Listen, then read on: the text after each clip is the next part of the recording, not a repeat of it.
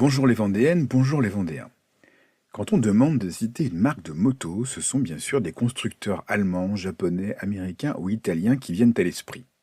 Seuls les passionnés vous parleront de marques françaises comme Motobécane, mais il y a peu de chances qu'on vous cite une marque vendéenne.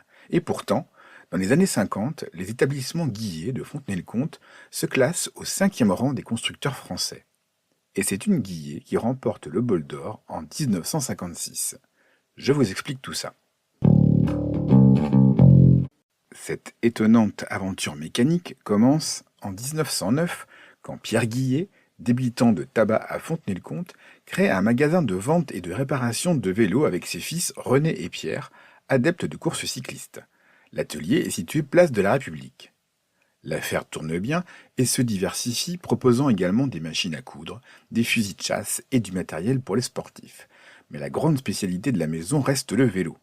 Très rapidement, le magasin développe une vraie activité de fabrication de bicyclettes, puis de cadres et pièces pour cycles.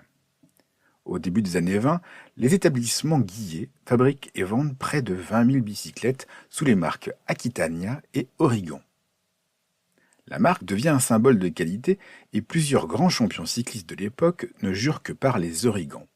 Le Sablais Marcel Guimbretière remporte plusieurs courses sur piste avec un vélo vendéen, à commencer par les 6 jours de Paris.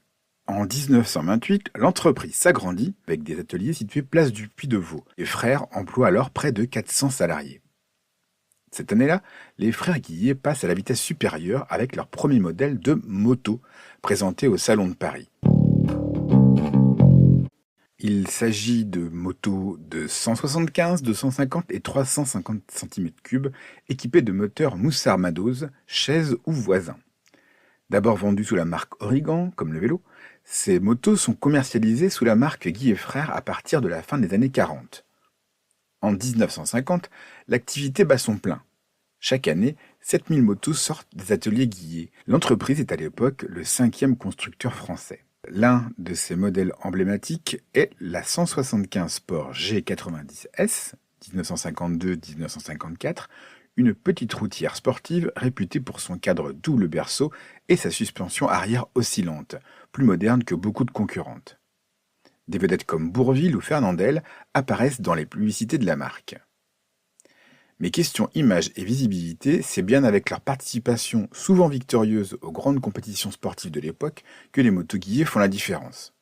En 1955, au Bol d'Or, mythique course d'endurance, la 175 AGF d'Agache et d'Agan remporte sa catégorie en couvrant 2230 km à 93 km/h de moyenne. Cette moto, fabriquée à Fontenay-le-Comte, est une version spéciale de la Guillet.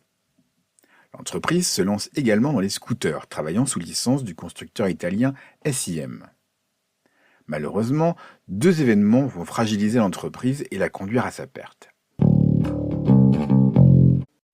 Une histoire de famille d'abord, avec un différend entre Pierre et René qui conduit à la scission de la société en 1954.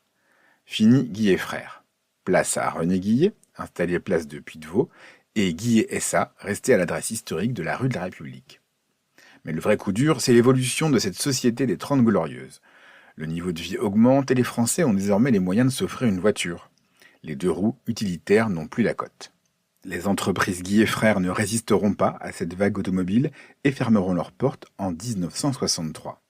Les Belles de Fontenay, qu'on surnommait ces motos, restent aujourd'hui recherchées par les collectionneurs. C'est tout pour aujourd'hui. Je vais remettre mes culottes et mes bottes de moto, mon blouson de cuir noir avec un aigle sur le dos. C'était Sébastien de Le Saviez-vous Vendée.